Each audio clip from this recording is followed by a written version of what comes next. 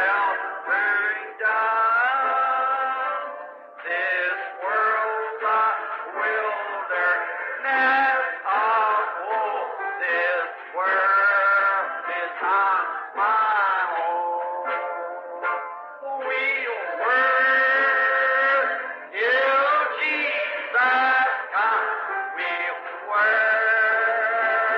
till Jesus comes. We'll work till Jesus comes, and we'll be gathered home. To Jesus Christ I fled for rest. He bid me cease to roam, and lean for succor on His breast till He conduct me home. So we'll work till Jesus comes. We'll work till Jesus comes. We'll work till Jesus comes, and we'll be gathered home. I sought at once my Savior's side. No more my steps shall roam. With Him I'll brave death's chilling tide and reach my heavenly home. Oh, we'll work till Jesus comes. We'll work till Jesus comes. We'll work till Jesus comes, and we'll be gathered. Maintenant, numéro 227, cueillant de belles gerbes. J'aime chanter ceci parce que c'est un chant missionnaire et ça me donne en quelque sorte du courage. Le numéro du cantique, c'est 227. Très bien, là, le cantique de la fin. Comment maintenant que tout le monde participe en chantant là. Aimez-vous ces vieux chants? Dites Amen si vous les aimez. Merveilleux, très bien, tous ensemble maintenant. To the heart that feels away, we will gladly go today, gathering sheep, oh beautiful sheep. From the early dawn tonight, we will labor with our might, gathering sheep, oh beautiful sheep. Gathering sheep, beautiful sheep, gathering sheep, beautiful sheep. Oh, praise the Lord, we're on our way to the land of endless day. Gathering sheep, oh, beautiful sheep. On the mountain hill or plain, we will harvest in the grain. Gathering sheep, beautiful sheep. Yes, we'll labor far and near, never fall for never fear.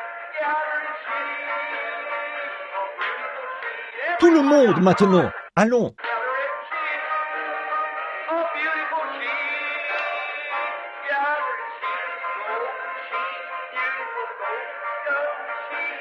Praise the Lord, we're on our way to the land of endless day. Gathering sheep, beautiful sheep. Juste un instant, maintenant, quand nous arriverons de nouveau à cette partie-là, gloire à Dieu, nous sommes en route vers le pays. Pointons vers le haut, vers le pays éternel. Cueillons des gerbes. Essayons le refrain maintenant. Allons. Praise the Lord, we're on our way to the land of endless day. Gathering sheep, beautiful sheep. Eh bien, maintenant, reprenons cela. Très bien. We will sing and we will pray, and our master's voice obey. Gathering sheep, oh beautiful sheep. As we go in foreign land, to impart our Lord command. Gathering sheep, beautiful sheep. Gathering sheep,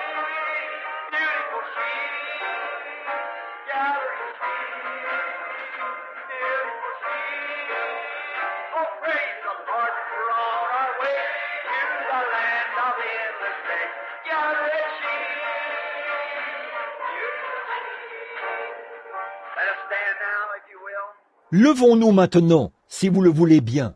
Ô Maître de la vie, nous te voyons dans le livre appelé la Bible, dans un tableau dramatique ce matin, car on pourrait penser que c'était un beau dimanche matin, quand tu étais assis sur la montagne, que tu avais rassemblé tes disciples autour de toi et que tu leur enseignais les béatitudes, les choses qu'ils devaient faire. Tu as dit, heureux les humbles de cœur, car ils hériteront la terre. Heureux les pauvres en esprit, car le royaume de Dieu est à eux. Heureux serez-vous lorsqu'on vous outragera, qu'on vous persécutera et qu'on dira faussement de vous toutes sortes de mal à cause de mon nom. Réjouissez-vous et soyez dans l'allégresse, parce que votre récompense sera grande dans les cieux. Voici comment tu nous as tous enseigné que nous devrions prier. Notre Père qui es aux cieux, que ton nom soit sanctifié, que ton règne vienne, que ta volonté soit faite sur la terre comme au ciel. Donne-nous aujourd'hui notre pain quotidien. Pardonne-nous nos offenses, comme nous aussi nous pardonnons à ceux qui nous ont offensés. Ne nous induis pas en tentation, mais délivre-nous du malin, car c'est à toi qu'appartiennent, dans tous les siècles, le règne, la puissance et la gloire. Amen.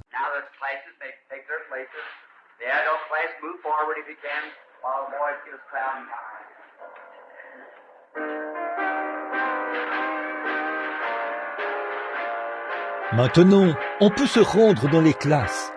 La classe des adultes, avancez-vous si vous le pouvez, pendant que les frères nous jouent le nuage et le feu.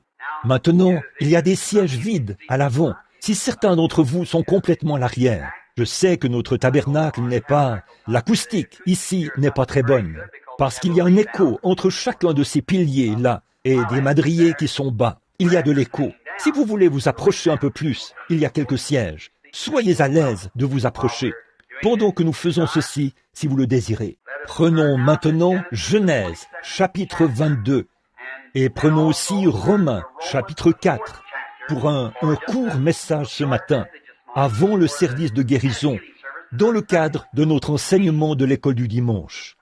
Genèse 22. Quelqu'un a-t-il besoin d'une Bible? Avez-vous oublié la vôtre? Si oui, levez simplement la main, si vous en voulez une pour suivre l'étude. Nous en avons un certain nombre ici. Nous serions heureux d'avoir l'un des huissiers vous l'apporter directement si vous en voulez une. J'ai vu des mains levées. Frère Roy, frère, voudriez-vous venir un instant et les distribuer là-bas, à l'arrière?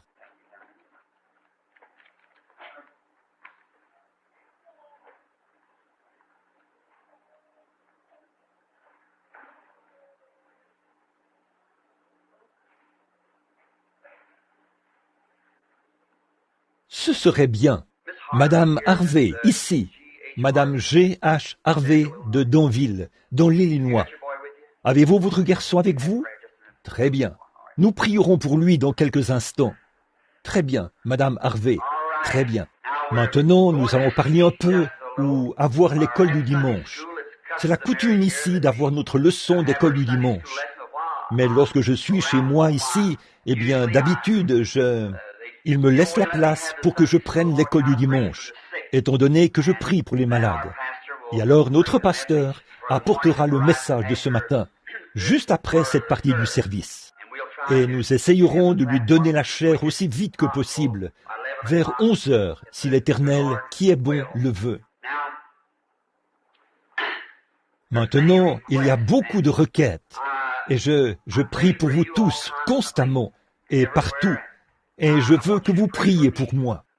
J'ai quelque chose, la raison pour laquelle je suis à la maison si longtemps en ce moment. C'est parce que je cherche la voix divine de Dieu pour mes prochaines réunions, comme je lui ai promis que je le ferais. Maintenant, je ne cherche pas à presser le Seigneur de répondre, parce qu'il connaît toutes choses, mais je lui demande de me montrer une vision de ce que je dois faire, ou du prochain pas que je devrais faire. Et depuis que je suis revenu d'Afrique, il n'y a eu qu'une seule vision qui s'est produite, et c'était l'autre matin, puis elle était venue 2 ou 3 fois au cours de la journée. Et je crois qu'il est tout prêt maintenant. Les visions viennent généralement au groupe.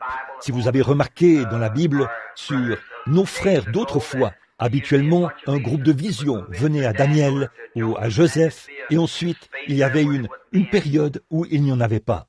Je me suis souvent demandé si je devais tenir mes réunions de la manière dont je le fais. Simplement prier pour, peut-être que j'arrive à prier pour une douzaine ou 2 par soir, ou quelque chose comme ça. Alors qu'il y en a des milliers qui attendent. Et ça me vient constamment à cœur que je ne devrais pas faire ça, car Dieu m'a donné l'autorité de mettre les maladies, de briser la puissance de Satan. Et mercredi soir, la semaine dernière, je suis venu ici au tabernacle. Il y avait un groupe de gens qui s'étaient rassemblés à l'intérieur. Alors j'ai simplement placé, en quelque sorte, une toison devant le Seigneur. Et j'ai dit, Seigneur, je ne suis jamais sorti. Bien des fois, j'ai toujours questionné les gens d'abord. Croyez-vous? Jusqu'à quel point croyez-vous? Croyez-vous que je suis capable de faire ceci? Et toutes ces différentes choses comme ça. Et là, j'attendais, et je les faisais monter sur l'estrade. Et j'attendais jusqu'à ce que j'aie une vision, que je vois exactement ce qui se passait. Ensuite, je prononçais précisément ce que c'était. C'était tellement long que je pouvais à peine atteindre les gens. Mais il y a quelques jours, je me demandais, souvent je me tenais sur l'estrade, devant une foule de peut-être 100 000 personnes. Et à un moment donné, quelque chose plein d'hardiesse s'élevait en moi. Et je m'avançais là, je dénonçais ce démon, et je le chassais. Et je me disais, c'est étrange. Et là, je me suis mis à penser, beaucoup d'entre vous ont lu mon petit livre, sans doute vous tous ici, où on y trouve beaucoup de choses qui sont arrivées. J'en ai vu un soir, à Portland, où un démon, et oh là là, un homme qui pesait environ 135 kilos, a couru vers l'estrade, et il a dit, eh bien, espèce d'hypocrite, il a dit, je vais te montrer à quel point tu es un homme de Dieu. C'était un fou, sorti de l'hôpital psychiatrique. Et il a couru vers l'estrade et il allait me casser le cou. Et 500 prédicateurs se sont sauvés loin de lui. Et il a brandi son poing et a dit, je vais briser tous les os de ton corps. Et je pesais 70 kilos. Et lui, on pesait environ 135. Et il avait une très large poitrine. Et, oh, quel homme puissant il était, tout à fait capable de mettre ses menaces à exécution. Et, oh, pendant tout cela, eh bien, il y a simplement quelque chose qui est venu sur moi. Et je me suis avancé là où il était. Il a dit, ce soir, je vais briser chaque os de ton corps, d'apparence si frêle. J'ai dit, oh, parce que tu as défié l'Esprit de Dieu, ce soir, tu tomberas par-dessus mes pieds, au nom du Seigneur. 2 prophéties avaient été prononcées, et il s'est précipité vers moi. Il a dit, je vais te montrer par-dessus les pieds de qui je vais tomber. Et il m'a craché au visage en s'approchant, et il a brandi son gros poing. Juste à ce moment-là, j'ai dit, Satan, sors de cet homme. Il a levé les bras en l'air, il a poussé un cri, et il est tombé par-dessus mes pieds. Et le policier a dû l'enlever de là. Eh bien, il n'avait aucune foi en moi. Il ne me croyait pas. Et je vois qu'il faut défier avec hardiesse. Je prie pour tous ceux qui viennent ici. L'autre soir, il y avait des gens ici, une femme qui ne pouvait pas parler. Dès que cette puissance maléfique a été défiée, elle a parlé normalement. Et il y avait ici une dame qui avait un goitre très gros à la gorge. Je me suis approché d'elle et j'ai dit, « Satan, j'ai l'autorité de briser ta puissance. Il faut que tu la quittes. » J'ai dit, « Il est parti. » J'ai dit, « Croyez-vous cela ?» Elle a dit, « Oui. » J'ai dit, « Très bien. Rentrez chez vous. Mettez une ficelle autour de votre cou. Mesurez-la et voyez combien elle mesure. Et tous les 3 jours, coupez le surplus du bout de ficelle et voyez combien il commencera à rétrécir. Le premier jour, le surplus était à peu près long comme ça. Le deuxième jour, à peu près comme ça. Et le troisième jour, à peu près comme ça. Là où le goitre avait diminué. Vous voyez, c'est la même ficelle. Elle l'a apportée ici sur l'estrade. Et alors, je commence à l'entendre venir. Et je demande simplement à Dieu, est-ce que c'est sa volonté divine? Et l'autre matin, j'ai une petite fille de 10 mois, la petite Sarah. Et c'est une mignonne petite chérie. Je n'ai pas eu l'occasion de passer beaucoup de temps avec elle. Et je l'ai gâtée, je l'admets. Je la tiens dans mes bras tout le temps. Vous le feriez aussi, si vous n'aviez pas plus l'occasion de voir ce petit bout d'amour que moi j'ai l'occasion de la voir. Vous savez, seulement de temps en temps, quand je suis à la maison. Alors je pense que je l'ai beaucoup gâtée. Elle est en train de faire ses dents et elle est tombée très malade. Elle devait aussi avoir la dysenterie. Ça circule. Je suppose que certaines de vos familles l'ont aussi, vraiment malade, vomissements et dysenterie. Et alors, elle pleurait. Sa mère était tellement fatiguée qu'elle ne s'est même pas réveillée. Moi non plus. Je dormais dans la pièce à côté de la sienne et je me suis réveillé. Sa mère et elle étaient là. Et la petite fille et moi dormions dans l'autre pièce, la petite Rebecca. Et Billy Paul était chez sa grand-mère cette nuit-là. Alors je me suis réveillé. J'ai dit, qu'est-ce qui m'a réveillé comme ça? J'ai entendu sa voix dire, va vers ton bébé et donne-lui à boire. Je suis allé dans la chambre et elle pleurait. Elle avait pleuré longtemps. Elle n'a pas dû réveiller sa mère dans son petit berceau. Je suis allé chercher un verre d'eau, puis je suis entré. La petite a presque bu tout le verre d'eau. Et elle était là, dans cet état, souffrant de la dysenterie qu'elle avait. Je me suis dit, n'est-ce pas charmant, comme il est gentil de faire ça. C'était la 2e fois ou la 3e fois. Une fois, j'étais à Sioux Falls. Elle n'avait que 3 mois. Elle était étendue sur un lit. Sa mère était sortie, elle parlait à des gens, et je me rasais comme ça. Je me préparais pour aller à la réunion. J'étais là, en train de me raser, et j'ai entendu l'ange du Seigneur dire, « Va chercher ton bébé, au plus vite !» J'ai posé mon rasoir, je me suis précipité, et juste une demi-minute de plus, elle serait partie. Elle était sur un lit surélevé, à peu près haut comme ça, et elle avait les 2 bras, elle roulait, et elle avait roulé au point où la tête, sa petite tête pondait, son bras aussi. Elle était sur le point de tomber en glissant. J'ai dû courir très vite pour l'attraper, au moment même où elle tombait. Il est plein d'amour, il est gentil. Un peu plus tard, il y avait une jeune fille. Elle est peut-être assise ici ce matin. Je ne la vois pas, mais elle vient parfois. Elle est membre d'une église à New Albany, une église notable, une église remarquable à New Albany. J'y suis déjà allé. Elle a une maladie mentale, une sorte de psychonévrose. Et elle ne peut même pas quitter la ville, ni aller nulle part, car elle se met à crier et à pleurer, et à se comporter comme ça. Alors j'ai prié pour elle 2 ou 3 fois, mais quelque chose ne me permettait pas de défier ce démon, d'une manière ou d'une autre. Je ne sais pas, je n'arrivais tout simplement pas à le faire. Elle est une bonne amie d'une infirmière qui habite dans le quartier là-bas. Elles sont venues là-bas. Son état s'aggravait. Elle était comme ça depuis environ 8 ans. Et alors, elle est venue l'autre jour et elle a dit, j'ai dit, sœur, tout ce que je sais, c'est qu'il y a une raison pourquoi cela arrive. Je ne sais pas ce que c'est. J'ai dit, si vous pouviez venir. Elle a dit, mon pasteur a prié pour moi. Et elle a dit, mon pasteur m'a envoyé ici. Il a dit, va voir frère Billy et vois ce qu'il dira. Bon, j'ai dit, eh bien, je ne sais pas, sœur. Et je dis, je suis exactement comme votre pasteur. J'ai dit, avez-vous confessé tous vos péchés? Tout. Elle est une enseignante de l'école du dimanche. Elle a une très bonne classe. Elle fait du bon travail. Mais cela pesait sur elle. Eh bien, je ne savais pas quoi faire. Vous vous imaginez un peu comment je me sentais. Je ne savais vraiment pas quoi faire. Nous l'avons emmenée dans la pièce. J'ai dit, très bien, venez. Quand les gens viennent, nous arrêtons tout. Je l'ai emmenée dans une pièce. Je me suis assis et je me suis mis à parler des généalogies et du commencement, de l'origine du temps et tout, et je l'observais. C'était ce même matin. Dieu est toujours là, au moment crucial, vous savez. Et au bout d'un moment, j'ai regardé dehors. Une vision est apparue. J'ai vu une automobile qui roulait à toute allure. J'ai dit, votre état a quelque chose à voir avec une automobile. Elle a dit, non, je n'ai jamais eu d'accident. J'ai dit, restez simplement là, humblement. J'ai dit, je vous vois dans une voiture. Vous avez failli vous faire heurter par un train. Elle a sursauté. Elle a dit, oh. J'ai dit, oui, et vous n'êtes pas avec votre mari. Vous êtes avec un autre homme. Votre mari est à la guerre, outre-mer. À ce moment-là, j'ai commencé et j'ai continué à dévoiler tout ça. J'ai dit, les choses que vous avez faites, les choses immorales.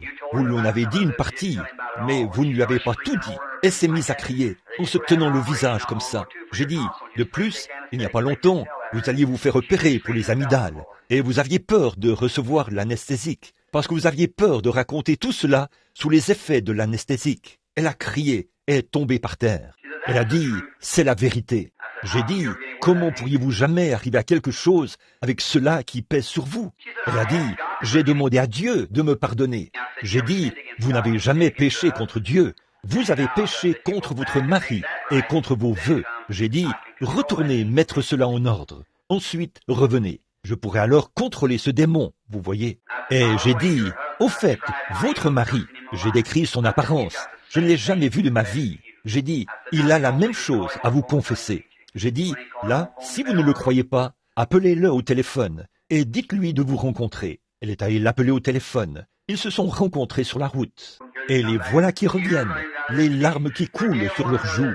Ils s'étaient pardonnés l'un l'autre. Le démon l'a quittée et là, elle était libre. Voyez?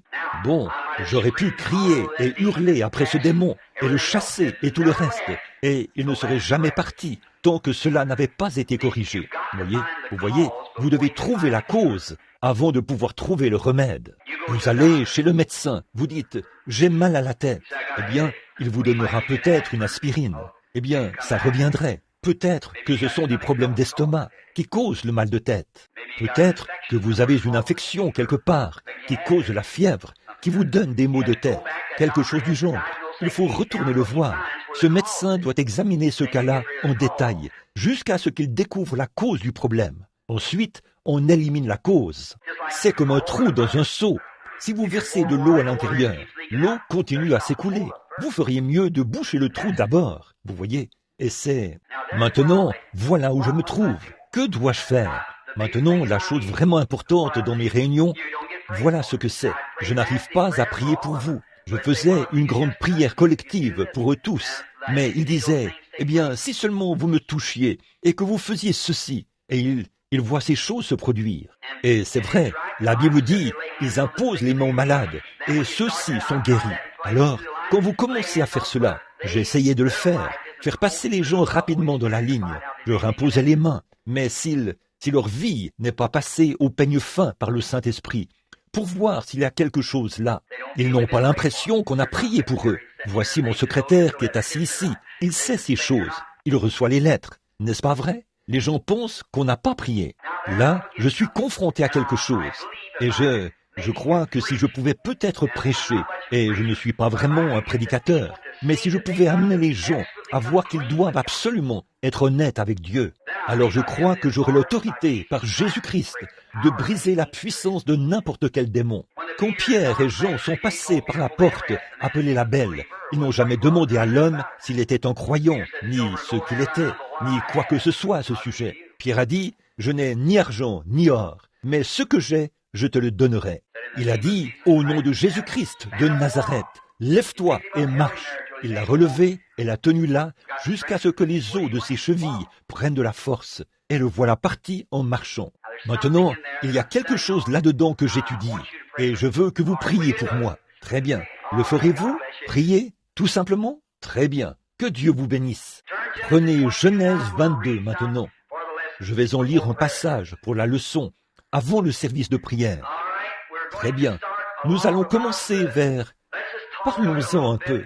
Je vais vous dire ce que nous allons faire. Je veux que vous preniez aussi Romains 4. Je vais apporter un petit enseignement sur la foi. C'est ce dont nous avons tous besoin. Beaucoup de foi, n'est-ce pas?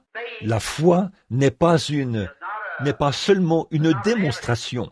C'est la ferme assurance. La foi elle-même est une ferme assurance et une démonstration des choses qui ne sont pas perçues par les sens du corps. Et j'ai pensé qu'en enseignant ceci, peut-être que ça stimulerait votre foi, voyez, et l'amènerait à un niveau où Dieu pourra entrer en vous et vous bénir. Maintenant, commençons à lire vers le verset 8 du chapitre 22. Il s'agit d'Abraham. Il s'est d'abord appelé Abraham, et ensuite il a reçu son nom de sacrificateur, ou son nom de père, c'est-à-dire qu'il était Abraham, ce qui signifie le père de nations. Maintenant, écoutez. Abraham prit le bois de l'Holocauste et le chargea sur son fils Isaac, et porta dans sa main le feu et le couteau, et ils marchèrent tous deux ensemble. Quelle scène dramatique ici, il y a bien longtemps, 1872 ans avant la venue du Seigneur. Dieu préfigurait quelque chose là. Il parlait, il se préparait à faire une parabole. Et lui, Abraham, était un vieillard de 90 ans. et Sarah, ou Abraham en avait 100 et Sarah en avait 90, c'est-à-dire environ 40 ans après la ménopause.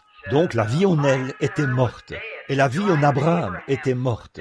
C'était un vieil homme à cet âge-là, et Dieu lui est apparu quand il avait 99 ans. Il a dit, « Abraham, marche devant ma face et sois intègre. » Réfléchissez-y, à l'âge de 100 ans, et il lui a dit ce qui allait arriver. Il a dit, « Toutes les nations seront bénies en toi, parce que je vais te donner un fils par Sarah. » Maintenant, pensez-y, 100 ans. Et la Bible dit qu'Abraham, vous savez, qu'il a offert son sacrifice, et on a gardé les oiseaux à l'écart jusqu'à ce que le soleil se couche, et comme les ténèbres sont venues, et que l'Esprit de Dieu est descendu et lui a parlé. Et Abraham a cru Dieu. Maintenant, je veux traiter de ce sujet, croire Dieu ou le prendre au mot. Or, Abraham n'avait pas de grande nuée de témoins comme celle que nous avons aujourd'hui, car Abraham lui-même était un Chaldéen, bien que père des Juifs, mais il était un Chaldéen de la ville d'Ur, et il a été appelé à sortir du milieu de son peuple pour marcher dans un pays étranger. Comme c'est beau, ce type de la marche chrétienne d'aujourd'hui. Nous devons sortir du milieu de nos compagnons du monde pour marcher dans un pays étranger ou étranger au premier pays où nous avons marché. Et aujourd'hui, pour nous, ce pays, c'est de marcher à la manière chrétienne, de marcher avec Christ, de nous séparer des choses du monde. Il l'a fait par la foi, et il a séjourné dans un pays étranger, sans même savoir où il allait. Tout ce que Dieu a dit, c'était « Sors, Abraham, et va dans un pays ». Et il cherchait une cité dont l'architecte et le constructeur étaient Dieu. Or, si nous nous référions à la vie naturelle, je dirais qu'on appellerait cela l'instinct. C'est comme ça que naturellement vous l'appelleriez. Mais nous appelons ça la conduite du Saint-Esprit. Dieu l'a appelé à sortir du milieu de son peuple, de son pays, de sa propre patrie, de son peuple. Et il habitait dans des pays étrangers, professant qu'il était un pèlerin et un étranger. Il cherchait une cité. Il était en quête d'une cité. Oh là là, comme cela se transmet toujours à ses enfants, cette prédisposition à chercher une cité dont l'architecte et le constructeur est Dieu. Et Dieu l'a béni. Et alors, quand il était vraiment vieux, il a dit, « Maintenant, Abraham, tu as marché devant ma face, tu as été intègre. » Et là, Dieu allait le bénir et le multiplier. Maintenant, si nous regardons au côté naturel, eh bien, c'était impossible pour lui d'avoir cet enfant par Sarah. Eh bien, toute possibilité de reproduction de la vie a disparu. Sarah a 90 ans, Abraham 100. Eh bien, si vous disiez ça à un médecin aujourd'hui, étant un homme de 100 ans, avec sa femme de 90 ans, que vous alliez avoir un enfant, eh bien, savez-vous ce qu'il ferait? Il vous enfermerait quelque part, dans une salle pour les psychopathes, en disant, eh bien, le vieil homme et la vieille dame sont un peu dérangés, ici, quelque part. Mais vous ne regardez pas aux circonstances. Vous regardez à la promesse. Voyez, si vous regardez à... Eh bien, c'est peut-être la même chose pour la dame ici dans le fauteuil roulant, ou pour certains d'entre vous là, qui ont un cancer. Le médecin dit, vous ne pouvez pas vous rétablir. Là, si vous croyez cela, alors vous ne pouvez pas vous rétablir. Mais vous devez regarder à une promesse divine. Un vieil homme était appelé chez lui. Il a dit, « Frère, venez prier pour mon bébé. Il a la diphtérie noire et cela atteint le cœur. » Et le cardiogramme montre que les battements du cœur ont diminué drastiquement et que le cœur est fini. Eh bien, il ne voulait pas nous laisser entrer pour prier pour le bébé. Mais quand il est entré là, eh bien, oh, l'interne, le médecin, « Non, monsieur, vous ne pouvez pas le faire. Vous avez vous-même des enfants, vous ne pouvez pas le faire. » Mais croyons Dieu quand même et insistons. L'homme était catholique. J'ai dit, bon, eh bien, si le patient se mourait et qu'un prêtre était ici pour lui donner les derniers sacrements, le laisseriez-vous entrer? Oh, il n'a pas d'enfant. Et là, ce n'est pas la question. Ceci est tout aussi sacré que les derniers sacrements, voyez, de l'Église. D'accord. Je suis finalement entré et je me suis agenouillé à côté du bébé. et j'ai fait une simple petite prière. J'ai imposé les mains au bébé en disant, « Seigneur, Dieu des cieux et de la terre, toi qui as créé toutes choses, tu nous donnes la puissance divine de briser la puissance de Satan sur cette vie. Au nom de Jésus-Christ, Satan sort de l'enfant. Il vivra. » Je me suis retourné. Le père a dit, « Merci Seigneur, merci. » La mère et les autres se sont mis à rire et à agir comme ça. La petite infirmière était bouleversée. Elle a dit, « Dites donc, vous savez que... » Elle a dit, « Il n'y a pas de mal à avoir la foi, mais ce bébé est en train de mourir. » Elle a dit, « Comment pouvez-vous agir d'une manière si insouciante à ce sujet ?» Eh bien, a-t-elle dit, « Vous avez mal compris le médecin. » Elle a dit, « Le médecin a dit que le bébé se mourait. Il est inconscient depuis plus d'une journée maintenant. » Elle a dit, « Vous avez mal compris le médecin. » Le vieux patriarche a dit, « Non, je n'ai pas mal compris le médecin. » Il a dit, « J'ai entendu ce qu'il a dit. Il a dit, le bébé est en train de mourir. » Elle a dit, « Eh bien, mais voyez-vous, quand ce cardiogramme montre que le cœur est dans cet état-là, a-t-elle dit, on n'a jamais vu dans toute l'histoire que le cœur se remette. » Elle a dit, « Il n'y a pas de mal à avoir la foi, mais, a-t-elle dit, ce n'est pas possible. La foi ne peut rien faire maintenant. » Voyez, le vieil homme, le doigt bien droit, a regardé l'infirmière et a dit, « Madame, vous regardez à ce tableau. Je regarde à une promesse divine. » Le garçon est même marié aujourd'hui. Très bien. Il est resté étendu là, comme ça, pendant environ 24 heures. Et tout d'un coup, les battements de ce cœur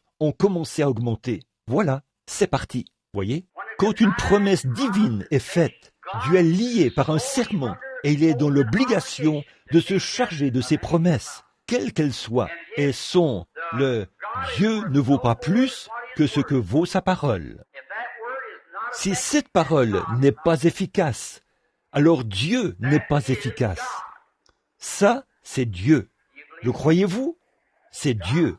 La Bible dit, au commencement était la parole, et la parole était avec Dieu, et la parole était Dieu. Je ne vaux pas plus que ma parole, et vous ne valez pas plus que votre parole. Si j'avais une poignée de blé ici dans ma main, et que je la posais sur ce bureau, ce ne serait jamais rien d'autre que du blé posé là. Mais semez ce blé en terre, et il produira peut-être un boisseau de blé. Voyez, mais le germe de vie, c'est dans le blé. Mais le blé doit tomber en terre et mourir, a dit Jésus, ou Paul, je crois, qu'il a dit. Si le grain de blé qui est tombé en terre ne meurt, il reste seul. Voyez? Et ceci, c'est Dieu, sa parole. Et quand cette parole s'ancre profondément dans le cœur, oh, si seulement je pouvais vous faire voir ça, quand cette parole s'ancrera là, elle produira exactement ce qu'elle a dit. Cela fera exactement, c'est Dieu, il le faut. Mais si vous dites simplement, eh bien, je sais que la parole est là, oui, c'est vrai, on vous impose simplement les mains, oui, elle restera dormante, c'est vrai, elle ne produira rien, parce que, oh, je lis la Bible, mais quand vous pourrez ancrer cela et dire, oui Seigneur, c'est pour moi, là, il se passera quelque chose, il le faut. D'ici à ce que ça arrive, ce n'est qu'une parole écrite, c'est vrai, mais une fois que c'est ancré. Or, Abraham, il n'a pas regardé à son corps. Il a dit, très bien Seigneur, nous aurons le bébé. Nous pourrions continuer pendant des heures là-dessus, mais nous ne voulons pas prendre trop de temps. Maintenant, il arrive au moment où le petit Isaac est né. Et voici Abraham qui sort, après avoir reçu son fils. Et probablement que Abraham avait probablement 120 ans peut-être, à ce moment-là, 115, 120 ans. Le petit Isaac avait probablement 15 ou 18 ans. Et Dieu a dit, maintenant, Abraham, a-t-il dit, je veux que tu amènes ce garçon là-haut sur la montagne et que tu l'offres en sacrifice. Eh bien, après qu'il l'avait reçu, qu'il lui avait été promis être père de nation, et voici que maintenant, la seule postérité qu'il avait, il a dit, amène-le et détruis-le. Vérifiez bien. Oh là là, voyez, là, je sais que tu étais vieux, et tu m'as cru, et je t'ai donné ce garçon. Et maintenant, tu as compris, là, que la promesse va s'accomplir, parce que tu as ce garçon. Mais maintenant, je veux que tu prennes ce garçon et que tu le tues. Eh bien, là, qu'en est-il si Abraham avait dit, alors Seigneur, écoute, je veux te demander quelque chose. Moi, ici, qui a environ 120 ans, et j'ai reçu ce garçon. Et la pauvre Sarah a de la peine à se déplacer, tellement elle est vieille, et elle est toute ridée, et presque à la fin de sa vie. Et me voici, un vieil homme. Je dois m'appuyer sur un bâton, et je marche comme ceci. Il arrivait à peine à marcher, peut-être. Et je suis si vieux, et ce garçon est un jeune homme, ici. Je vois ce que tu as fait. Mais quoi? Tu veux dire que je le tue? D'abord, ça va me déchirer le cœur. Et alors, comment vais-je être un père de nation? Et toi, tu vas le tuer? Mais Abraham n'a pas douté. Il a dit, oui Seigneur. Il emmène le garçon. Les voilà partis. Il ne savait pas comment. Ce n'était pas son affaire de remettre cela en question. Il a obéi. La dame, ici, pourrait dire, comment vais-je marcher? Peut-être que vous êtes infirme depuis longtemps, je ne sais pas. Peut-être que quelqu'un d'autre dirait, eh bien, le médecin m'a dit que je ne pourrais pas vivre. Frère Branham, je vais mourir. Ce n'est pas de ça que nous parlons. Ça, c'est la chose naturelle. Vous voyez, si vous regardez à ces choses, vous ne vivrez jamais.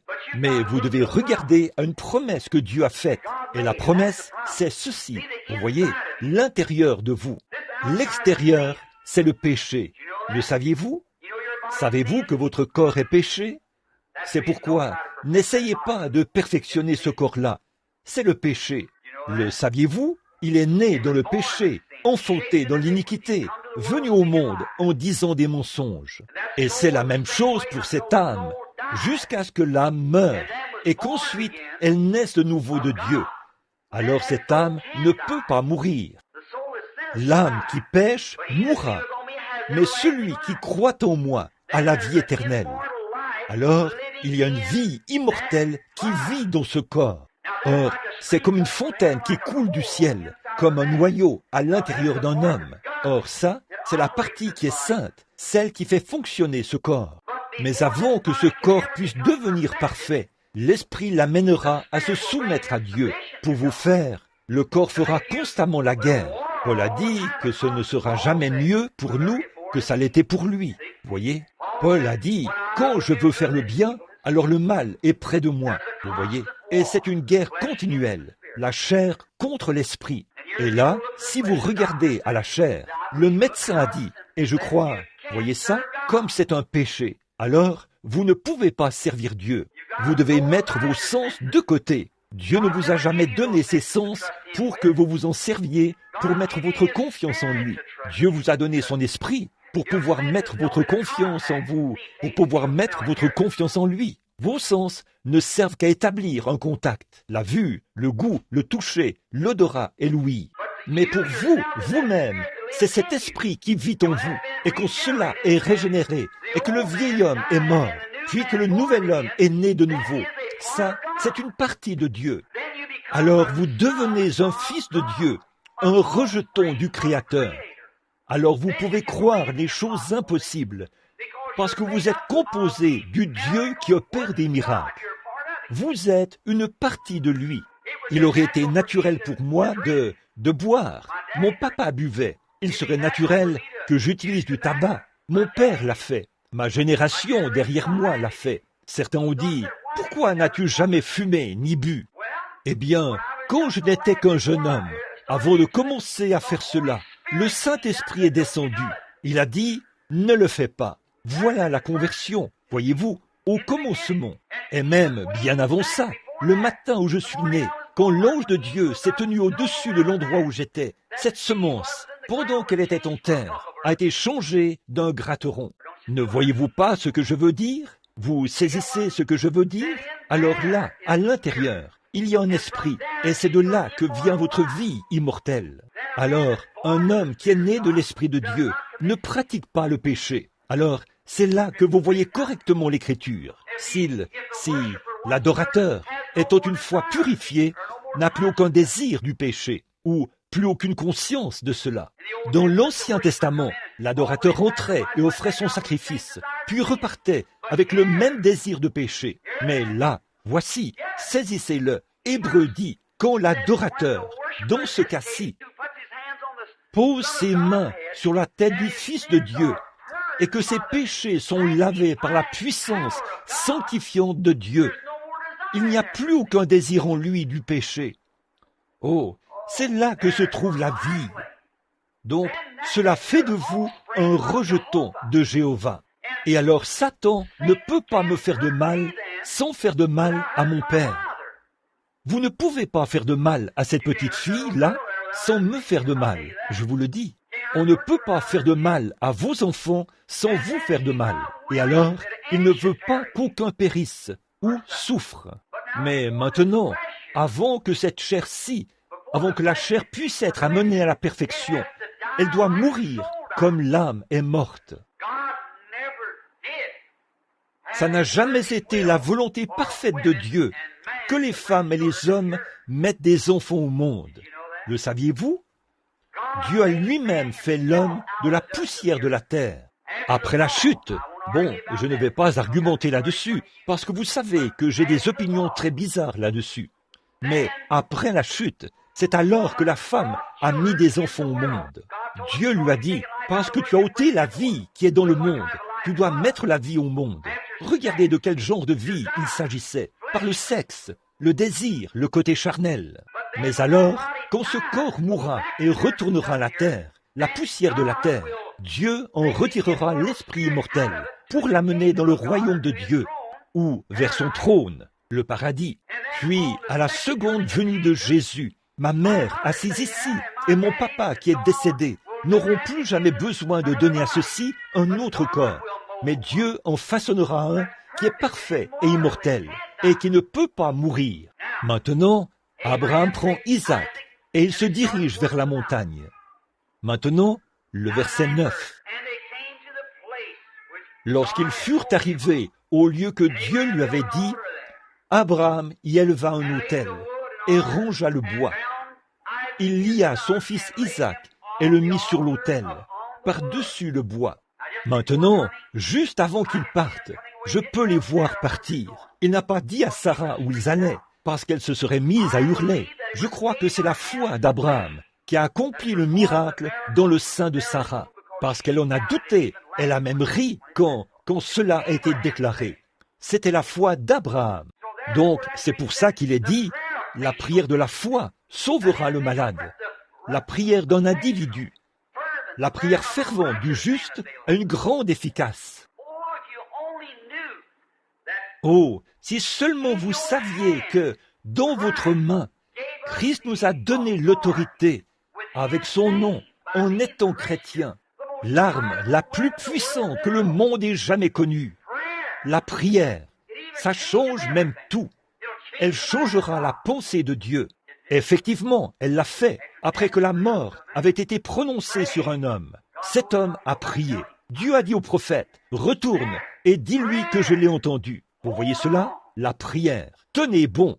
Billy Graham a été interrogé récemment. Aujourd'hui, Matson Bosé est là-bas pour apporter mon livre à Billy Graham lors d'un entretien. Et on veut que je le suive là-bas à Washington en ce moment, dans cette grande salle. Nous pouvons l'obtenir. Mais alors, est-ce la volonté du Père? Hier soir, ils nous ont transmis une demande pour venir à ou avant-hier soir, pour venir à Seattle. Ils ont une grande série de réunions là-bas. Et le capitaine, Al Ferrar, et tous les autres veulent que je vienne là-bas, que j'y aille. Ils ont une série de réunions d'évangile, ils la veulent. Mais est-ce la volonté du Père? C'est ça qu'il faut voir. On m'a appelé une salle gratuite à Baltimore qui peut accueillir 10 000 personnes.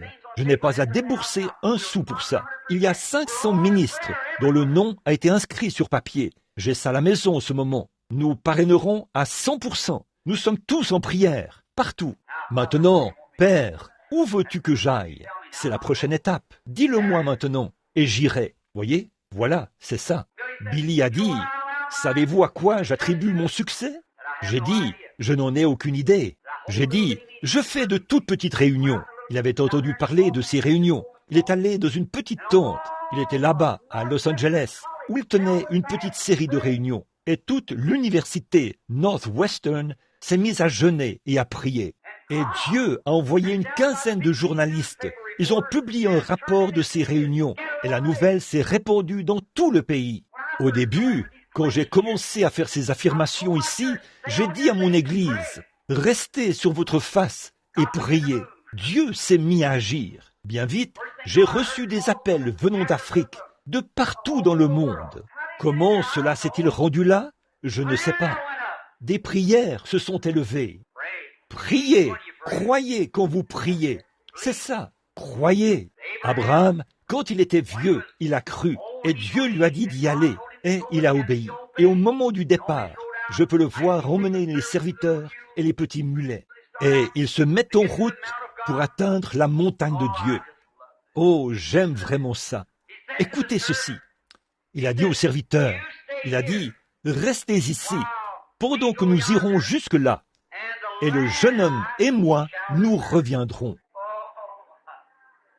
Oh, oh là là, excusez-moi.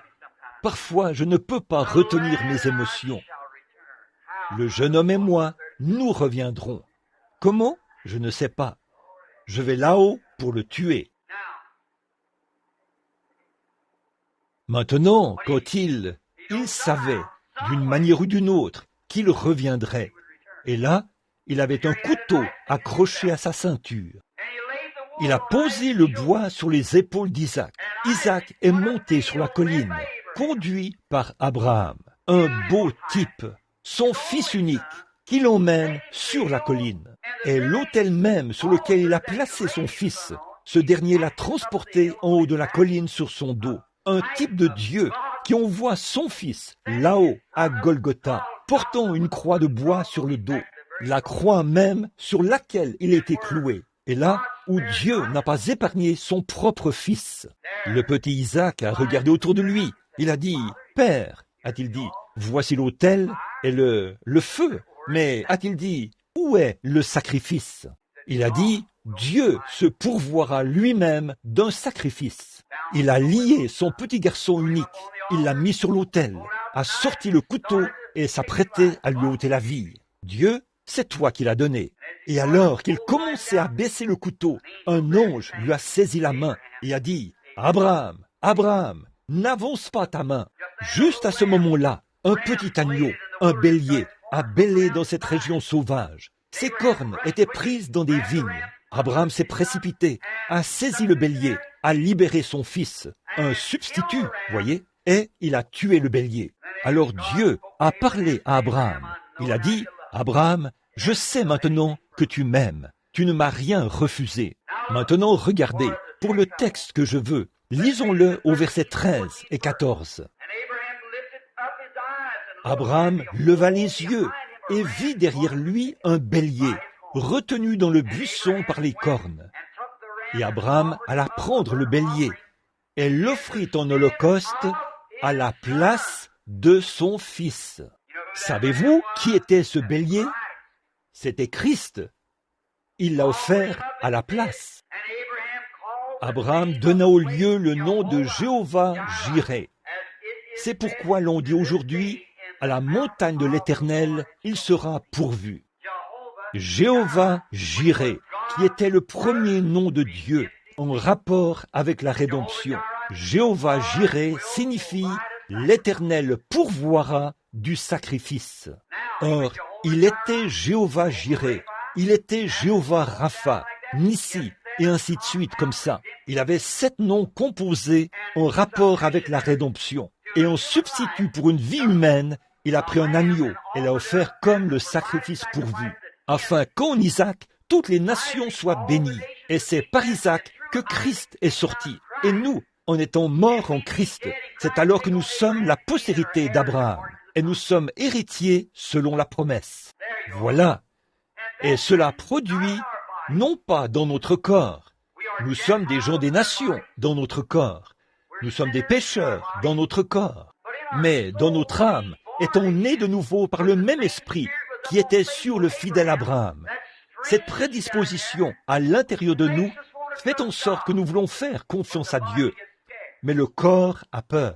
Oh, si nous sommes les enfants d'Abraham, soyons comme l'était le père Abraham. Maintenant, Jéhovah-Jireh, l'Éternel pourvoira du sacrifice. Il a bel et bien pourvu du sacrifice.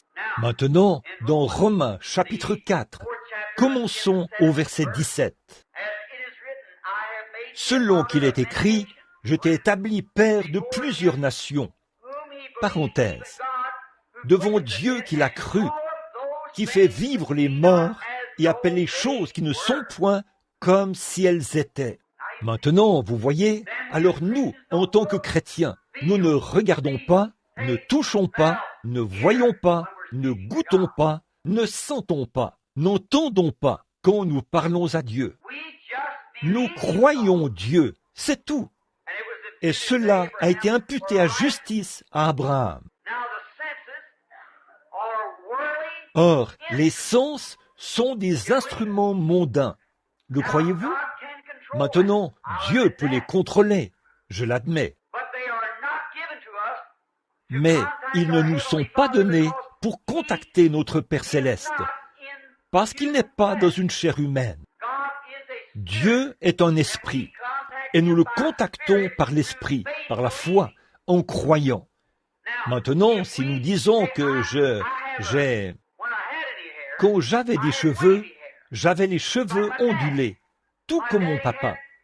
Mon papa avait de petits yeux profonds, bleus. Bien des gens disent, tu ressembles à ton père, ou tu ressembles à ta mère. Eh bien, j'ai beaucoup de choses qui ressemblent aux gens de ma famille. C'est mon vieux grand-père qui a construit ce tabernacle ici. Certains disent, oh, tu ressembles vraiment à ton grand-père. Tu ressembles à ton grand-père. Tu parles comme lui. Tu as la même nature que lui. Qu'est-ce que c'est? C'est une prédisposition qui a été transmise par cette génération que j'ai maintenant. Vous ressemblez à vos parents, ou vous avez quelque chose comme eux. Vous voyez une petite fille, vous dites, ne ressemble-t-elle pas à sa mère? Elle agit comme sa mère. Vous avez vu des gens faire ça.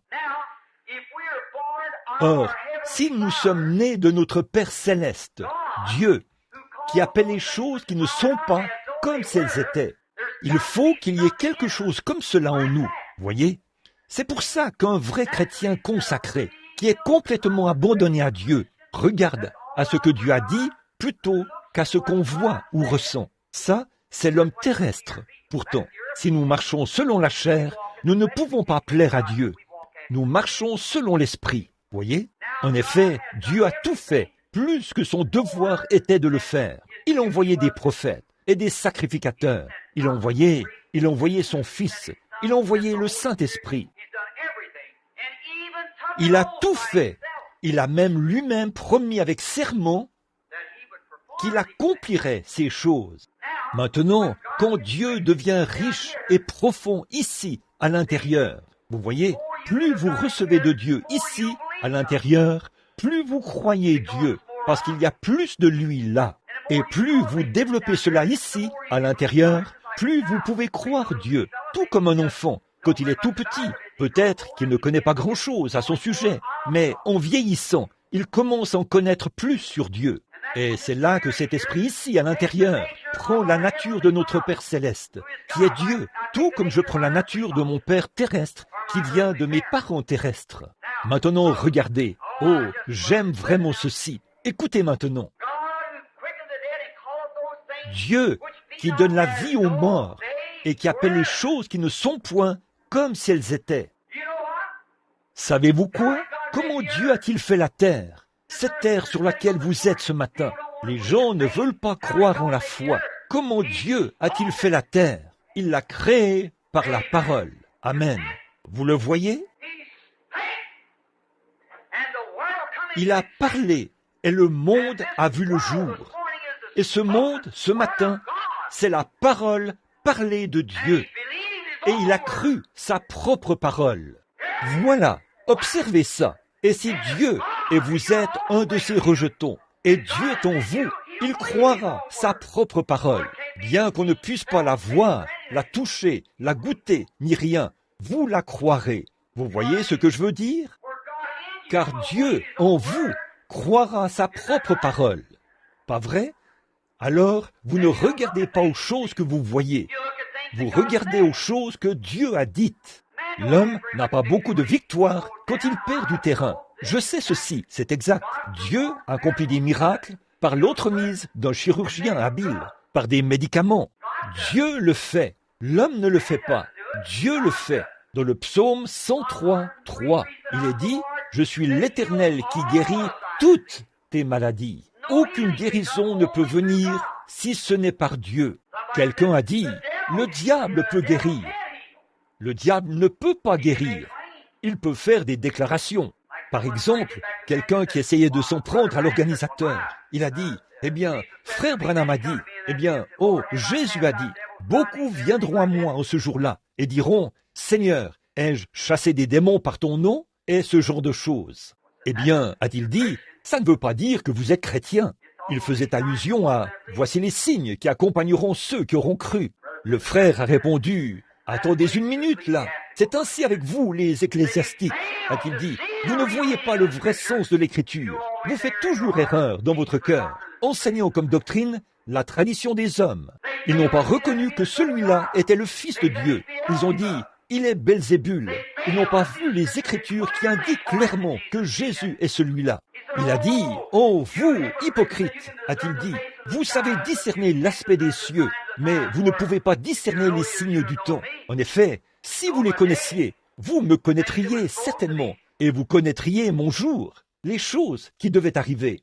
Et aujourd'hui, nous voyons que Dieu a promis qu'en ces derniers jours, ces choses arriveraient. Qu'est-ce qui se passe avec les gens? Ils sont aveugles. Cette puissance démoniaque est même dans le domaine ecclésiastique. Vous avez dit, Jésus n'a jamais rien dit. Ils ont dit, nous chassons les démons. Jésus a dit, je n'en sais rien. Ils disaient des choses qu'ils ne faisaient pas. Oh, nous, quelqu'un a dit, une certaine église dénominationnelle, il a dit que prédicateur Branham en guérisse un et j'en guérirais une douzaine. J'ai dit, si j'en guérissais un, vous pourriez en guérir une douzaine. Il a dit, si vous aviez un don que vous prétendez avoir, comme ça, a-t-il dit, pourquoi n'allez-vous pas à l'hôpital dire, vous tous, les malades, levez-vous et sortez. Il a dit, ils devront tous vous obéir. J'ai dit, êtes-vous un prédicateur de l'évangile? Il a dit, oui monsieur. J'ai dit, allez là-bas au débit d'alcool et dites, vous êtes tous sauvés, sortez.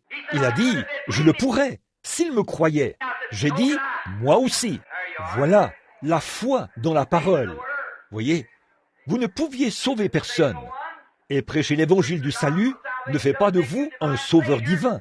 Pas plus que de prêcher la guérison divine ne fait de moi un guérisseur divin. Mais c'est la foi dans la parole parlée de Dieu. Et je sais ceci, certains d'entre nous ont plus de foi que les autres. Et ceux qui ont une foi abondante doivent prier pour les autres. Mais si vous ne menez pas une vie correcte, vous faites mieux de vous abstenir. Le diable se moquera de votre prière. Mais quand vous vivez correctement, que vous agissez correctement, que vous vous conduisez correctement et que vous avez foi en Dieu, Satan tremblera à vos paroles, parce que Dieu a juré qu'il s'acquitterait de cette prière. C'est vrai. Bon, écoutez, Abraham est maintenant un vieil homme. Oh, je vais me dépêcher. Un vieil homme maintenant, très avancé en âge, 100 ans. Dieu lui avait déjà donné ce fils. C'était environ 16 ou 18 ans plus tard. Alors peut-être qu'il avait 118, 120 ans. Il a dit, maintenant, emmène-le là-haut, détruis-le. Et Abraham n'a point douté au sujet de la promesse.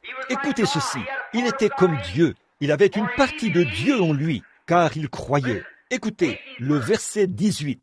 Et qui, contre espérance, crut avec espérance. Il n'y avait même pas d'espérance pour cela. Pourtant, il crut avec espérance, pour devenir père de plusieurs nations, selon ce qui était dit, ainsi sera ta semence. Maintenant, écoutez, le verset 19. Soyez prêts, préparez-vous, observez. Et n'étant pas faible dans la foi, il n'eut pas égard à son propre corps, déjà amorti. Maintenant, si votre père, Abraham, dont vous êtes un enfant par Christ, n'a pas eu égard à son propre corps, déjà amorti, qu'en est-il du vôtre, qui est vivant ce matin?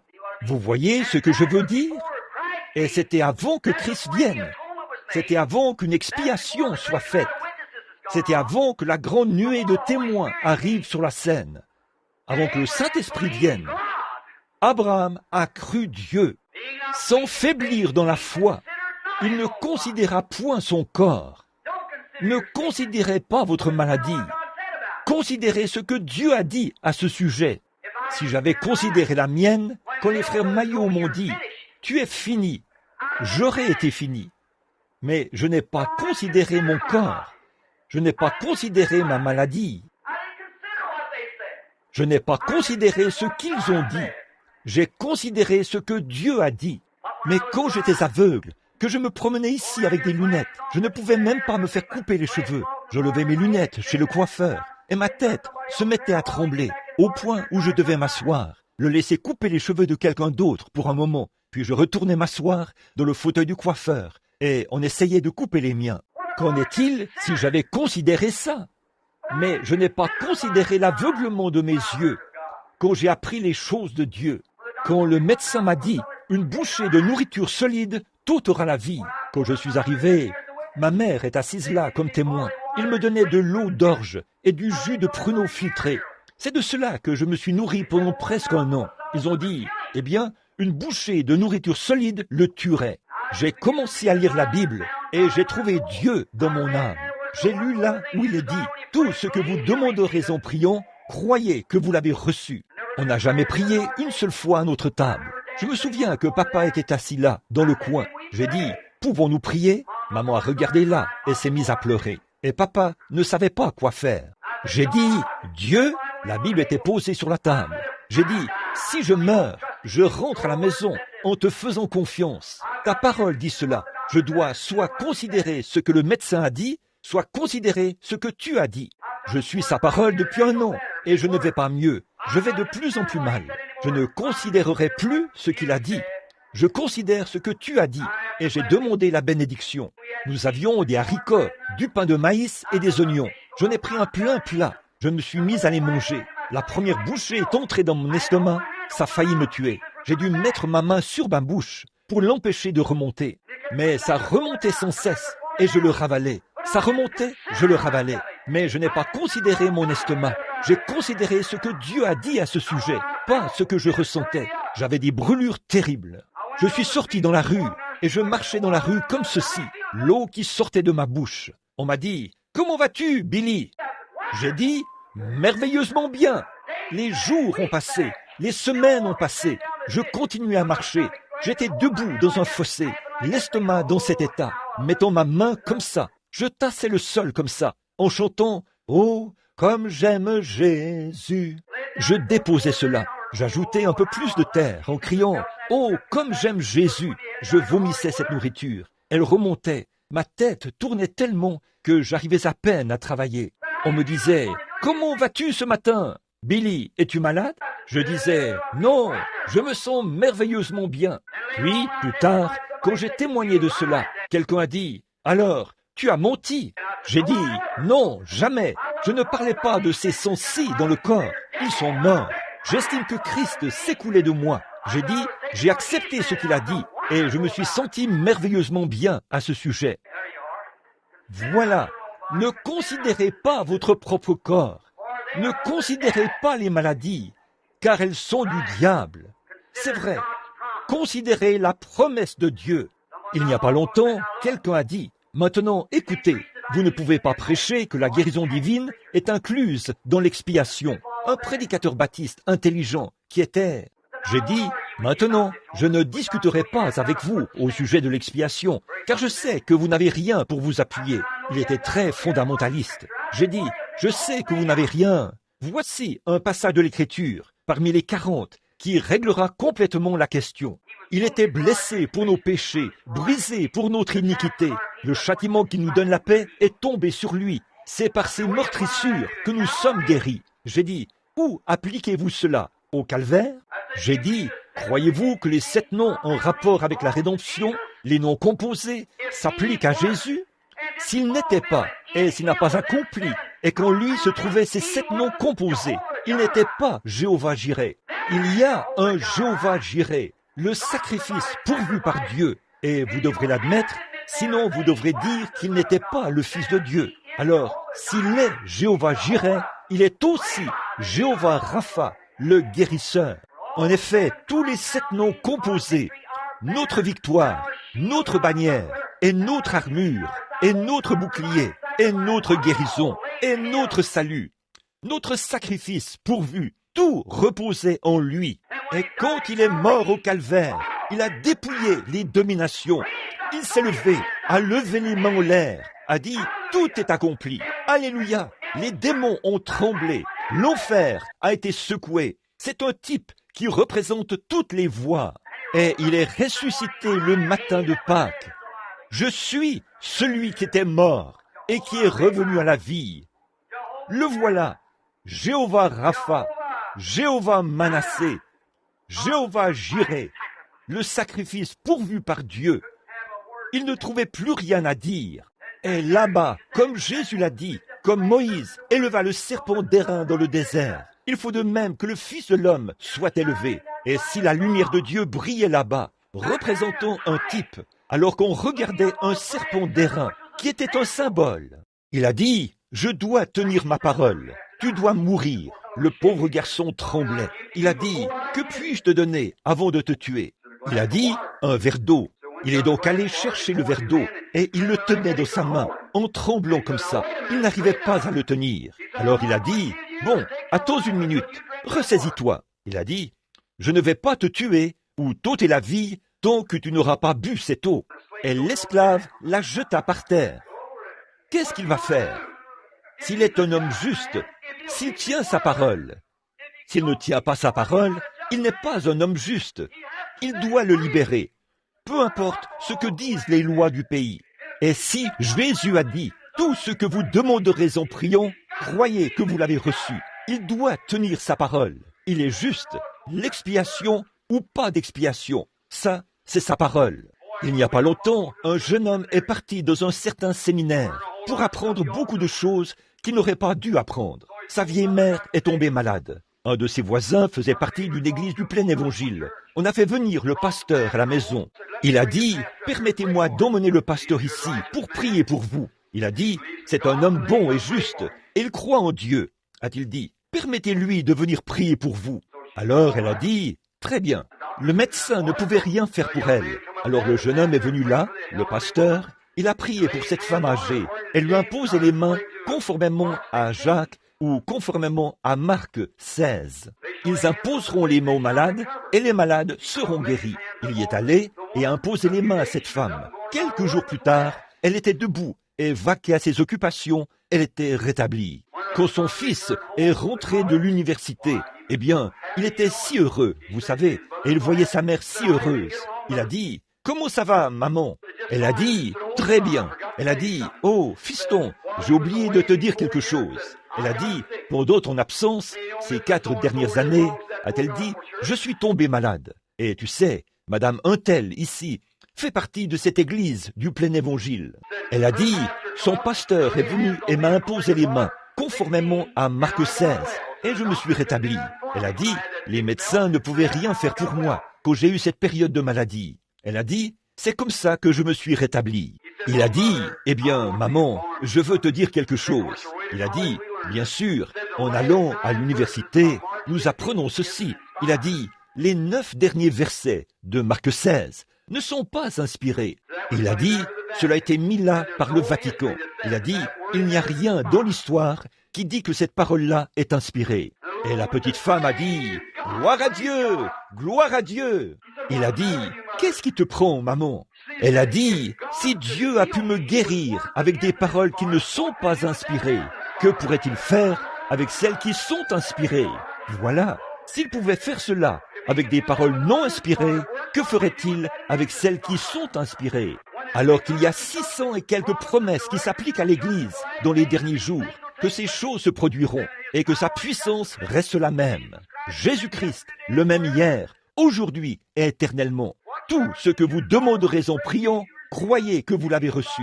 Si vous demeurez en moi et que ma parole demeure en vous, demandez ce que vous voudrez et cela vous sera accordé. Vous ferez, vous aussi, les choses que je fais, de plus grandes, quand je m'en irai à mon Père. Voici, je suis avec vous tous les jours jusqu'à la fin du monde. Là où 2 ou 3 sont assemblés en mon nom et s'accordent pour demander une chose quelconque, elle leur sera accordée. N'y pensez plus, frères, c'est la volonté de Dieu de le faire. Oui, c'est seulement Satan qui vous vole. Croyez-le. Et qui, contre espérance, crut avec espérance, pour être père de plusieurs nations, selon ce qui était dit, ainsi sera ta semence. Et n'étant pas faible dans la foi, il n'eut pas égard à son propre corps, déjà amorti, pas les circonstances, pas ce que quelqu'un d'autre a dit. Qu'en est-il si quelqu'un d'autre meurt, quand vous êtes atteint de la même chose? Ne considérez pas cela. Vous voyez, âgé qu'il était d'environ 100 ans, ni l'état de mort du sein de Sarah. Elle était incluse dans cela. Dieu n'a jamais donné la promesse à Sarah. Il a donné la promesse à Abraham. Mais Sarah était incluse. Il a fait la promesse en Jésus-Christ. Et j'étais inclus en lui. Vous l'étiez aussi. Voyez? Et il ne forma point de doute sur la promesse de Dieu par incrédulité. Mais il fut fortifié dans la foi, donnant gloire à Dieu. Et étant pleinement persuadé que ce qu'il a promis, il est aussi puissant pour l'accomplir. C'est pourquoi aussi cela lui était compté à justice. Or, ce n'est pas pour lui seul qu'il était écrit que cela n'a été compté qu'à lui, mais aussi pour nous, à qui il sera compté, à nous qui croyons en celui qui a ressuscité d'entre les morts, Jésus notre Seigneur, lequel a été livré pour notre faute et a été ressuscité pour notre justification. Oh, frère, c'est juste. Je peux juste frapper le diable en pleine figure avec ça. 365 jours par année. Vous voyez, tu es un menteur. Voilà la parole. Je suis guéri. Si quelqu'un vient vous voir et vous impute une chose, si quelqu'un venait ici et vous donne un remède ou quelque chose du genre, et que cela vous rétablisse, cela ne vous inspire pas. Mais voici ce qu'il en est. Celui qui croit, je suis guéri maintenant. Si Dieu descendait me guérir de façon indéniable, directement par un miracle, ce ne serait pas aussi glorieux que si je pouvais voir la promesse de Dieu et la recevoir dans mon cœur, me tenir là, pouvoir dire « Jésus me guérit en ce moment, car j'ai accepté sa parole. Elle est dans mon cœur. Il intercède pour moi en ce moment auprès du Père. Je me rétablirai. » Voilà ce que Dieu aime. Appuyez-vous fermement sur sa parole et dites « Elle est vraie. Il me guérit en ce moment, tous les jours. » C'était la femme qui avait le goitre. Je peux le voir. Je lui ai simplement donné quelque chose à faire. Alors, n'en voulait pas du tout. Mais elle était heureuse. Elle a dit « Oh, regardez, regardez !» Et le lendemain, c'était à peu près long comme ça. Puis, le lendemain, à peu près comme ça. Elle a rassemblé tout ça. Elle a dit « Ça ne peut pas être faux. » Vous voyez, c'est ça. Quand Élie avait fermé les cieux pour qu'il ne pleuve pas pendant 3 ans, Élie a fait cela, qu'il ne pleuve pas pendant 3 ans et 6 mois. Et quand il a mis sa tête entre ses petits genoux maigres, probablement que s'il venait à votre porte ce matin, vous le chasseriez, les cheveux tout ébouriffés, comme je ne sais quoi, un petit morceau de peau de mouton enroulé autour de lui, comme ceci, une cruche d'huile et un bâton, et le voilà qui arrive, ce crâne chauve qui luit. Il se tenait là, il s'est agenouillé, a mis la tête entre ses genoux, et il a prié. « Oh Dieu, les ennuis sont maintenant écartés du chemin. Israël s'est repenti. Viens, Seigneur, et envoie-leur la pluie. » Comme cette femme, l'autre jour, quand elle a été libérée du péché, j'ai dit, « Satan, tu ne peux pas la retenir. » Non, monsieur, c'est ça. « Viens, Seigneur. » Très bien, les ennuis ont disparu. Il a prié 6 fois. Il est redescendu. Cela ne l'a pas arrêté. Il a continué à prier. C'est vrai. Puis, au bout d'un moment, Géasi, son serviteur, est monté et a regardé. Et il est revenu. Il a dit, « Oh, je vois un petit nuage de la taille d'une main d'homme. » Eh bien, les cieux, ils n'avaient pas plu depuis 3 ans et 6 mois. Ils étaient des reins. Les reins représentent le jugement divin, l'autel des reins, le jugement contre la nation qui avait oublié Dieu, des cieux, des reins. Je voudrais bien que nous ayons le temps d'aborder ça, mais là, l'incrédulité aurait pris ça et l'aurait rejeté. Eh bien, si c'est tout ce que tu peux m'envoyer, oui. Mais qu'est-ce qu'Élie a vu quand il a vu la toute première roue tourner? Oh là là! Il a dit, j'entends un bruit qui annonce une abondance de pluie. Aucun nuage plus gros que ça, comment cela pourrait-il arroser une nation? Eh bien, si le nuage est il fait tellement chaud dans ces cieux que ça se serait vaporisé. La vapeur serait disparue vite comme ça. Mais dès qu'Élie a vu le premier signe, la première toute petite action, il a dit, J'entends un bruit qui annonce une abondance de pluie, alors que ce n'était qu'un nuage gros comme ça.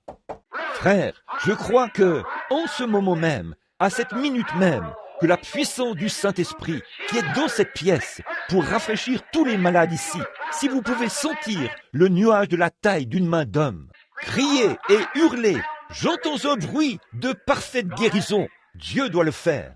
N'allez pas rejeter ça et dire, eh bien, je n'ai rien reçu. Alors ces choses mourront, les flots brûlants de l'enfer et le doute feront disparaître ces choses de votre âme. Mais quand vous avez cette petite semence, tenez-vous-en à cela. Ce n'est pas comme le rocher de Gibraltar, c'est comme le rocher des âges. Tenez-vous là et vous sentirez un bruit qui annonce une abondance de pluie. Vous êtes l'enfant de Dieu. Satan vous a infligé cette affliction. Et vous savez quoi? Christ a déjà guéri chacun de vous. Un pécheur vient à l'autel et dit, « Frère Branham, je veux que vous priez pour moi. Je veux être une bonne personne, mais priez pour moi. » Et il retourne à sa place. Le soir suivant, on dit, « Combien veulent être sauvés ?» Le voici qui se lève. « Tu veux être sauvé, jeune homme ?»« Oui, monsieur. »« Eh bien, pourquoi n'es-tu pas sauvé ?»« Je ne sais pas. » On lui dit, « Tu es simplement... » Le diable retient ce garçon, c'est tout. Il veut faire ce qui est bien, mais il y a un esprit, une puissance qui ne lui permet pas d'être en règle. Alléluia! Voilà, c'est ça. Ce n'est pas étonnant. Dieu ne permettrait jamais à un véritable homme de Dieu de dire qu'il peut guérir quelqu'un. Christ a accompli cela quand il est mort. Je ne pourrais sauver personne, et personne d'autre ne peut sauver qui que ce soit, sauf Dieu. Dieu ne peut pas vous sauver, parce qu'il l'a déjà fait. La seule chose que vous avez à faire, c'est de l'accepter. C'est déjà fait. Je n'ai pas été sauvé il y a 20 ans. J'ai été sauvé il y a 1900 ans. Mais il y a 20 ans, j'ai reçu le salut et je l'ai accepté. Si ce n'était pas le cas, quand j'ai fait mon premier péché, Dieu m'aurait rayé de la face de la terre, parce qu'il a dit qu'il le ferait, et il doit tenir sa promesse. J'ai été guéri il y a 1900 ans, mais je dois l'accepter. Et la seule chose qui m'empêchait d'être sauvé à l'âge de 12 ans, c'est qu'un esprit se tenait là, au-dessus de moi, un démon qui me disait « Attends encore un peu ». C'est pour ça que vous n'avez pas été sauvé lorsque vous avez atteint l'âge de raison. Un esprit que vous avez reçu dans un groupe, et c'est ce qui planait au-dessus de vous, et restait au-dessus de vous. Vous aviez le désir de faire ce qui est bien. Il n'y a aucun homme sensé qui ne désire pas faire ce qui est bien. Mais quelque chose vous empêche de faire ce qui est bien. Pas vrai? C'est le diable. Alléluia! Christ a payé le prix de votre guérison et de votre salut. Maintenant, voici ce qu'il en est. Tenez-vous bien. Il a donné à son Église le mandat de chasser ces démons-là. Voilà. En mon nom, ils chasseront les démons. Vous ne guérirez personne, mais vous chasserez le démon des gens pour qu'ils puissent accepter la guérison que j'ai déjà accomplie. C'est vrai. Des prédicateurs se tiennent sur l'estrade et prêchent l'évangile. Les démons sont mis en déroute. L'homme s'avance à l'autel, repris dans sa conscience. Il dit, « Je veux être sauvé ». Il n'a jamais sauvé l'homme. Il a chassé le diable, c'est vrai, et l'homme a été sauvé. Il est venu et il a accepté son salut. C'est la même chose pour la guérison divine. Vous qui êtes malade ici ce matin, qui croyez cela, qui êtes nés de nouveau, et vous êtes des fils et des filles de Dieu, Christ vous a déjà guéri. La seule chose qui vous empêche d'être en bonne santé ce matin, c'est un esprit qui se tient là, au-dessus de vous, qui ne vous permet pas d'avancer pleinement dans la foi et de croire la promesse de Dieu, de croire qu'il l'a déjà accomplie. C'est vrai.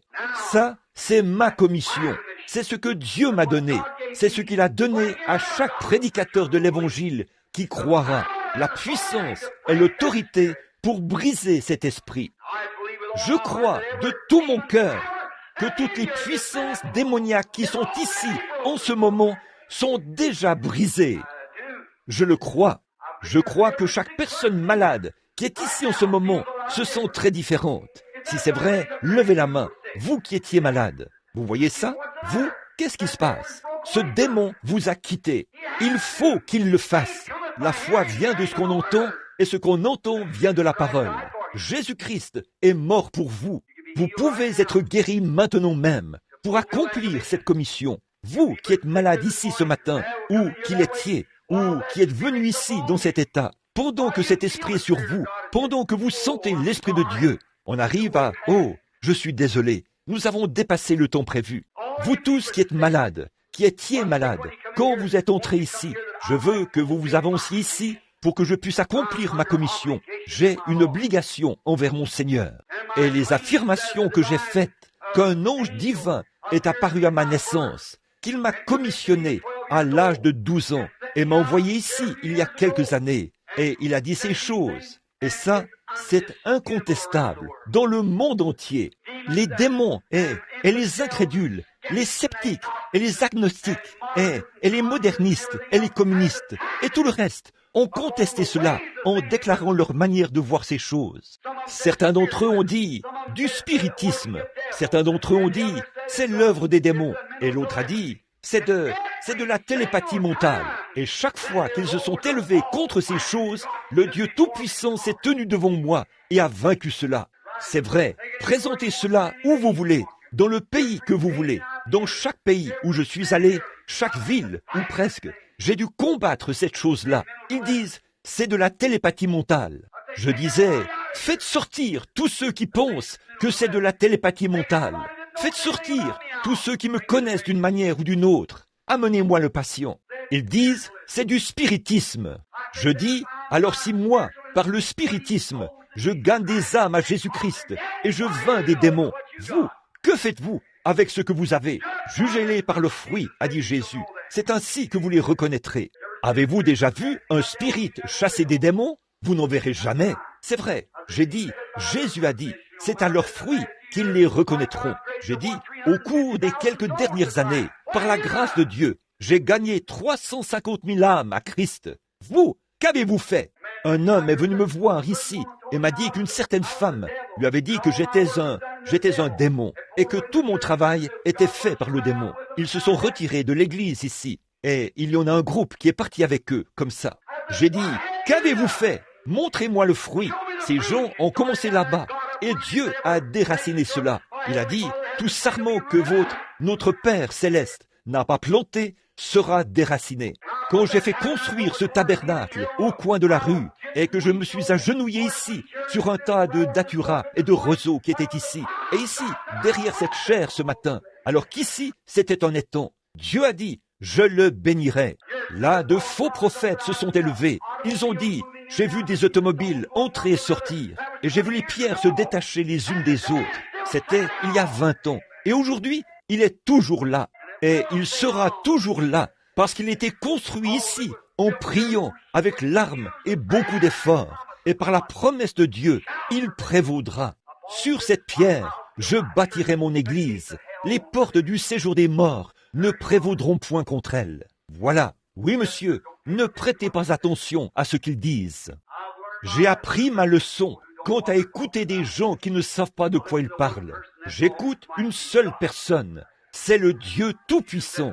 Jésus a dit, dès à présent, vous demandez en mon nom, demandez au Père en mon nom, et vous le recevrez. Je le crois. Une fois, à Arlington, au Texas, c'est ce que j'essayais de ne pas mentionner. Ça brûle dans mon cœur. Ils sont venus là, et je l'ai dans c'est dans mon petit carnet, cette chose.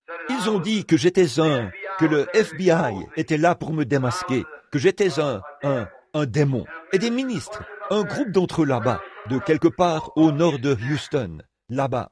Je vais donner le nom de l'endroit dans un instant. Ils ont distribué une grande quantité de pamphlets et les faisaient circuler là-bas, comme ça, partout dans le bâtiment. Et on y disait que j'étais Simon le magicien, que je chassais les démons comme Simon le magicien. Je pratiquais la sorcellerie. Alors, ce soir-là, là-bas, il y avait eu quelques jeunes filles qui avaient été guéries. Elles sont venues me voir en pleurant et tout. Elles ont dit, eh bien, vous devriez... J'ai dit, elles ont dit qu'elles rentraient chez elles. Elles avaient peur. Elles ont dit, le FBI va venir vous chercher, frère Branham. Et cette jeune fille a retrouvé la raison quand vous avez eu cette vision à son sujet. Et elle a dit, j'ai mal agi. Peut-être que c'est moi qui ai causé les ennuis. J'ai dit, oh, vous avez peur. J'ai dit, vous avez vu Dieu le guérisseur, n'est-ce pas? J'ai dit, regardez-le comme un guerrier. Observez-le au combat. Voyez comme il est grand. Voyez combien Dieu est grand en tant que guerrier au combat. Ce soir-là, je suis sorti et j'ai dit, tous les associés ici, dans ma campagne, Monsieur Baxter, mon frère, et les 2 jeunes filles qui ont été guéries, et ceux que ce ministre a dit aujourd'hui, faisaient partie des associés. Je veux que vous sortiez du bâtiment. Ils sont sortis du bâtiment. J'ai dit, bon, j'ai ici un bout de papier que le concierge du bâtiment est allé ramasser. Il en a ramassé des milliers qui étaient placés sur des voitures. Il a embauché de jeunes Mexicains pour aller les ramasser. J'ai dit, j'ai ici un petit papier ce soir qui dit que je suis Simon, le magicien, et que je serai démasqué par le FBI ici ce soir. J'ai dit, très bien, FBI, je suis sur l'estrade au nom du Seigneur Jésus-Christ. Montez sur l'estrade maintenant et démasquez-moi. J'ai dit, si je fais quoi que ce soit en dehors de la Bible du Dieu Tout-Puissant, venez ici et démasquez-moi. J'ai dit, où êtes-vous? Des milliers de personnes étaient assises là et tout le monde pleurait. J'ai dit, j'attends le FBI. D'après votre pamphlet ici, vous alliez me démasquer ce soir. À ce moment-là, j'ai attendu quelques minutes et j'ai senti cet esprit quelque part, là. J'ai dit, ce n'était pas le FBI. Je ne suis pas un criminel. J'ai dit, chaque fois qu'un agent du FBI est venu à une de mes réunions, il a été sauvé. Leur chef a été sauvé lors d'une de mes réunions, le capitaine Al-Farrar. J'ai dit, personne du FBI ne fait une chose comme ça. J'ai dit, ce dont il s'agit, ce sont 2 prédicateurs rétrogrades. J'ai regardé et suspendu là-bas, il y avait une grande chose noire qui était suspendue au-dessus de l'auditoire. J'ai vu cela se déplacer en montant au 2e balcon, comme ceci. J'ai dit, juste là, assis, l'un porte un complet blanc, l'autre porte un complet gris, et ils se sont penchés comme ça. J'ai dit, ne vous penchez pas, je pensais que vous alliez me démasquer, vous avez l'air de quelqu'un d'autre. J'ai dit, vous êtes 2 prédicateurs rétrogrades, vous n'avez rien à faire avec ça. Et j'ai dit, maintenant, si je suis Simon le magicien et que je chasse les démons par la sorcellerie, comme vous dites que je le fais, et que vous êtes saint et juste en Dieu, descendez sur l'estrade. Si je suis Simon le magicien, je tomberai mort. Si vous êtes Simon, si vous êtes ceux qui ont tort, vous tomberez mort. Venez maintenant, nous allons voir qui a raison. C'est vrai, mettez-les au défi. Ils ont gardé la tête baissée. J'ai dit, ne penchez pas la tête comme ça. J'ai dit, maintenant les amis, vous voyez qui a raison et qui a tort. Ils ont peur. Et là, ils sont sortis de là-haut à toute vitesse. J'ai dit, oh, je vois qu'ils partent. Peut-être qu'ils descendent et viennent ici. Et là, ils sont sortis du bâtiment à toute vitesse, en descendant les marches. Je me suis tenu là et j'ai attendu. J'ai dit, maintenant, nous allons voir. Qu'ils viennent sur l'estrade. Que Dieu montre qui est qui. C'est vrai. J'ai dit, si je suis faux, alors Dieu montrera que c'est faux. Si je suis dans le vrai, Dieu rendra toujours témoignage de ce qui est vrai. Comme à Houston, quand ce prédicateur baptiste a dit que j'étais un démon et tout. Et vous voyez ce qui est arrivé quand l'ange du Seigneur est descendu. Maintenant, savez-vous ce qui est arrivé? On n'a plus jamais entendu parler de ces ministres. Ce soir-là, le Seigneur a remporté là-bas une victoire dont on parle encore à Harlingen. Voyez, moi l'Éternel, je l'ai plantée. Je l'arroserai jour et nuit, de peur qu'on ne la ravisse de ma main. Avancez-vous les frères, pouvez-vous venir vous occuper du piano tout de suite? Que les malades, ou ceux qui sont malades, s'avancent rapidement autour de l'autel maintenant. Il ne nous reste qu'une dizaine de minutes, et nous allons vous libérer de toute puissance démoniaque qui est autour de vous, au nom du Seigneur Jésus. Je leur donne mon nom et mon autorité. J'essaie ceci parce que je crois que Dieu m'a mandaté à le faire. J'y crois. Si seulement je peux amener les gens à y croire. Alors, si ceci ne réussit pas, alors je crois que le Seigneur, j'ai une toison devant lui. Je recommencerai à utiliser les visions, juste 1, 2 ou 3, ou le nombre de personnes que je peux atteindre par soir. Vous avez assisté à mes réunions, chacun de vous. Vous n'avez jamais vu une seule fois où ce n'était pas parfait. Cela vous dira où est votre péché. C'est la seule chose que cela peut faire. La guérison vous appartient déjà. Tout ce qu'il y a, alors, c'est le péché. Peut-être que c'est quelque chose que vous faites dans votre vie qui n'est pas bien, ou qu'un démon se tient au-dessus de vous, qui ne vous laisse pas croire. Maintenant, vous savez, si ce n'est pas le cas, Jésus a dit quelque chose de faux. Tout est possible à celui qui croit. Pas vrai? Alors, c'est de vous qu'il s'agit. C'est en vous, pas en Dieu. Si je disais ici, si je disais, il y a ici, si vous voulez, avez besoin d'un billet d'$1, je pense que j'en ai un. Très bien. S'il y a un billet d'$1, c'est déjà mis à la disposition de l'homme dans le besoin. Si c'est le cas, c'est à vous, si vous voulez bien venir le chercher. Je n'ai pas besoin d'en faire plus. Je l'ai déposé là, pas vrai? Eh bien, Jésus, quand il est mort, il vous a guéri. Il a été blessé pour vos péchés. C'est par ses meurtrissures que vous avez été guéris au passé. C'est à vous de décider maintenant.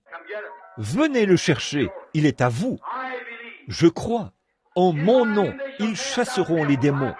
Je crois cela. Il m'a permis de le faire avant. Et je crois qu'il va me permettre de le faire ce matin. Croyez-vous cela? Très bien. Que la rangée ici se déplace de ce côté-ci. Vous tous là-bas, pour que je puisse prier. Et quand je prierai et que je chasserai le mauvais esprit, alors les gens pourront retourner à leur place en longeant ce mur. Si vous le voulez bien, vous les gens, avancez-vous dans cette direction-ci. Maintenant, regardez ici. À quoi ça sert de prendre les choses à la légère et de croire à moitié? Où est cette dame qui était dans ce fauteuil roulant? Vous, madame, quoi? À quoi ça sert de rester assise là? Jésus-Christ vous a guéri. Certainement qu'il l'a fait. Je l'ai vu emmener une femme tout à l'heure. Je crois que c'est l'homme qui se tient là qui l'a emmenée. Peut-être que c'est sa femme. Elle est infirme ou quelque chose comme ça. Madame, vous n'avez pas besoin de rester dans cet état-là. Une dame a dit qu'elle avait une petite fille ici, un petit enfant, qu'il y avait quelque chose qui n'allait pas chez elle. Et il y a toutes sortes de maladies et tout. Des sourds, des muets et des aveugles. Et quoi encore? Il n'y a aucune raison d'être comme ça. Courbons la tête. Je veux que vous croyiez. Ô Dieu, notre Père Céleste, je viens vers toi ce matin en tant que ton serviteur.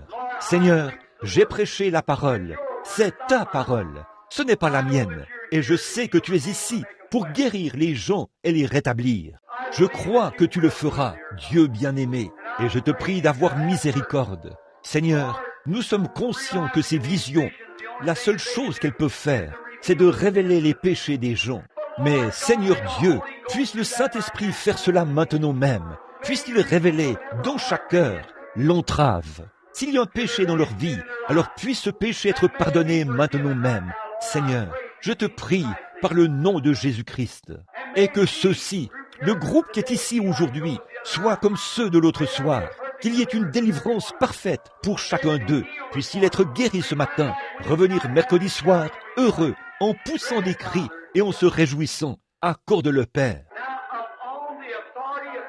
Maintenant, par l'autorité de ta parole, je m'avance pour chasser les démons, pour accomplir ta parole, au nom de Jésus-Christ.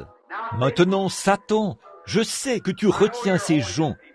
Il y a cette chose sombre, lugubre, hideuse, suspendue au-dessus d'eux, qui dit, eh bien, je vais essayer. Mais je veux te parler. Je me tiens à leur place, entre eux et Dieu ce matin. Je me tiens en tant que serviteur du Dieu Tout-Puissant. Mes péchés ont disparu par le sang de Jésus-Christ, par la foi divine que j'ai en lui, qui est le Fils de Dieu. J'affirme, et la Bible l'affirme la première, et je parle comme la Bible, qu'il t'a dépouillé au calvaire de toutes les puissances que tu as jamais eues. Et la Bible affirme que ses disciples doivent mener à bien cette commission qu'il avait ici sur terre jusqu'à la fin de l'âge. Et je suis son disciple.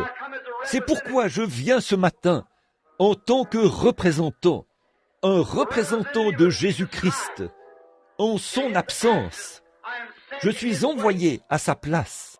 Et chaque fois que je l'invoquerai sur une personne, ta puissance sera brisée et la personne sera libérée, repartira d'ici et sera rétablie.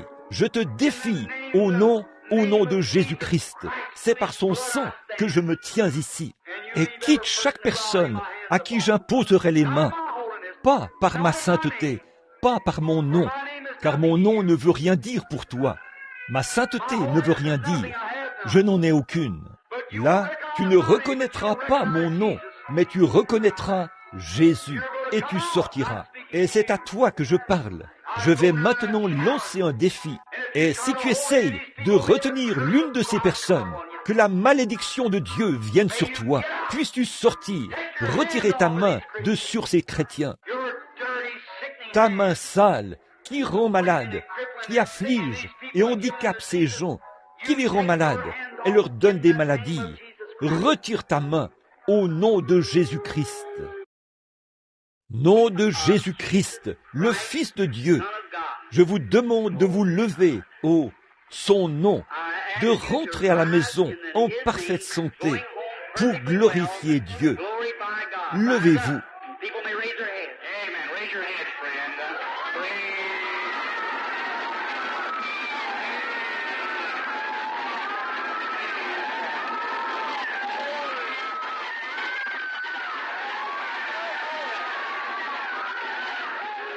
Les gens peuvent lever la tête. Dieu Tout-Puissant, auteur de la vie éternelle, donateur de tout bon don, envoie tes bénédictions sur cet homme qui se tient ici, sachant que c'est la seule chance de sa vie de redevenir un homme normal. Avec ses hanches et ses membres dans cet état, il a marché avec ses béquilles. Il veut retourner chez lui pour témoigner de la gloire de Dieu. Il a roulé pendant de nombreux kilomètres pour arriver ici. Et Père, je prie que cette heure soit celle où il dira dans son cœur, si d'autres le peuvent, moi aussi je le peux.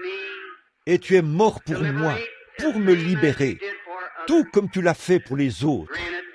Accorde-le, Père. C'est pourquoi, toi, démon, qui as rendu son corps infirme, je viens te défier par la foi pour te confronter en duel. Je t'adjure par Jésus, le Fils de Dieu, sors de cet homme.